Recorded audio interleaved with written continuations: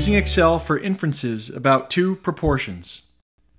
Excel itself does not process hypothesis tests involving claims about two proportions, but the ExcelStat add-in included with your textbook can be used.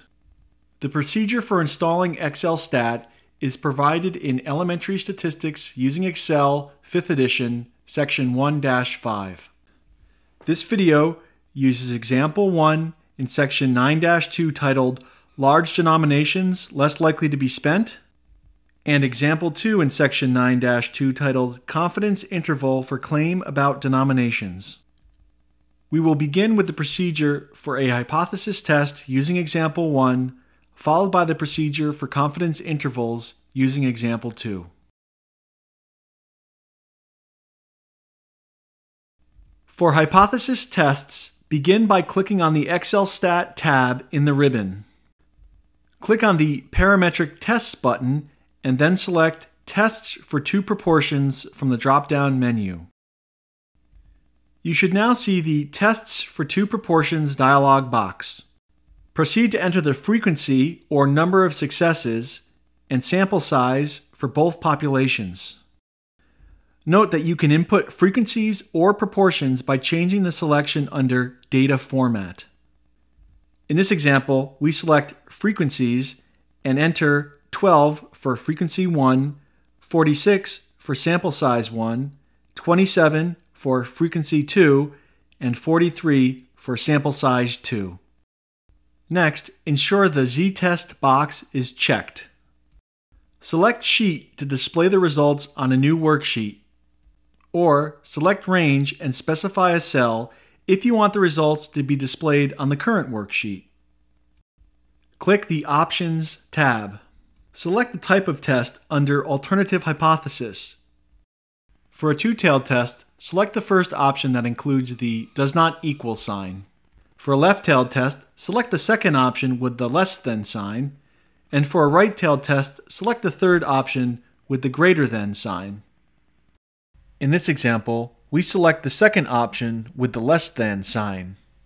Enter a value in the significance level box.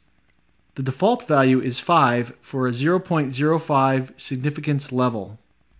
We use this default value in this example. Under Variance, select the second option beginning with PQ. Click OK and the results will be displayed as shown. These results include the test statistic of z equals -3.487 and the p-value of 0.000. Because the p-value is less than the significance level of 0.05, we reject the null hypothesis that the population proportions are equal. We conclude that there is sufficient evidence to support the claim that people with money in large denominations are less likely to spend relative to people with an equivalent amount of money in smaller denominations.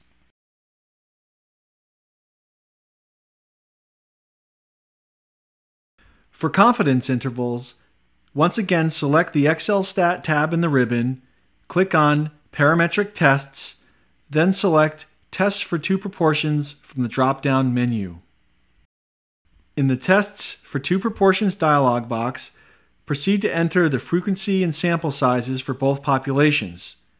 Ensure the Z-test box is checked, and once again select Sheet or Range for where you want the results displayed.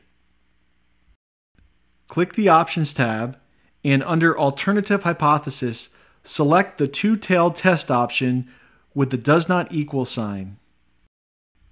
Enter a value in the significance level box. In this example, we are looking for a 90% confidence level, so we enter 10. Under Variance, select the first option, which begins with P1, Q1. Click OK, and the confidence interval will be displayed in a format as shown. In this example, the confidence interval has limits of -0.528 and -0.206. The confidence interval limits do not contain 0, implying that there is a significant difference between the two proportions.